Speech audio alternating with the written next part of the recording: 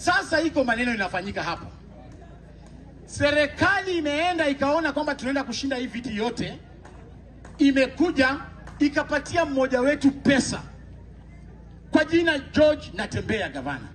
Ikamwambia enda huko Kisa East, enda chokora, so that huko sisi wote tupoteze, serikali ipite. Sasa George Natembeya leo amekuja hapa Kisa East.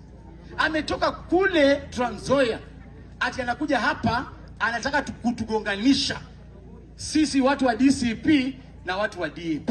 Nyinyi mtakubali hiyo kweli? Na mimi nashangaa, Governor George Natembeya, mimi nilidhania wewe ni mtu wa heshima.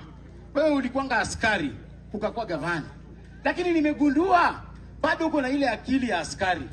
Ile ambayo unakula kwa mshtakiwa, tena unakula kwa mfungwa, tena unakula kwa hakimu. Unajua askari anakulanga kila mahali. Sasa sisi tunakubaliana, tunaweka sahihi. Natembeya anatumiwa na NIS kukuja kujaribu kutugawanisha. Anapewa pesa na Murkomen ati akuje agonganishe watu wa United Opposition.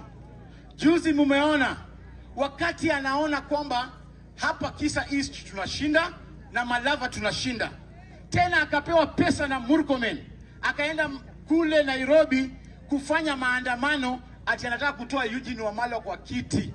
Ndio Eugene atoke kule Malava tushindwe na sisi hapa pia tushindwe.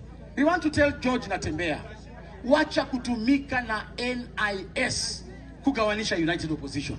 Amekuja kunichokora leo hapa Kisa East ati ndio mimi nikasirike nisiende kuwasaidia kule Malava alafu serikali ishinde Malava. I want to commit here that George Natembeya hata akuje hapa Kisa East, I am still committed kusaidia DAP Kenya ishinde kule Malava. Na hapa tunataka tumwambie, hapa ni kwa Dickson Aduda. Hapa Kisa East mnasemaje? Mnasemaje? Sasa mimi naambia huyu Natembeya, nyinyi mumaiona yeye hapa Kisa East. Ametoka kule mara ya kwanza, hata ajui jina ya mtu hapa, hata ajue Katsombero, hata ajue Masati. Mtu anatoka huko karibu na Turukana, anaweza kuja kutupanga hapa kweli? Huyo mtu ni askari. Yule askari wa kitambo, askari hewa, tumbo mbele, matako nyuma, piga zaruti, twa. Wewe Natembeya. Aende asiende? Apotee asipotee? Akirudi hapa next time, tutamtoa suruali aende shieke nyingi.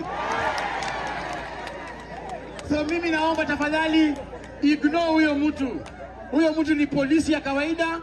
Kwanza polisi ya AP ambaye anachukua hongo kidogo, anapewa hongo huku, anapewa hongo huku, anataka kukuwa king ya nani?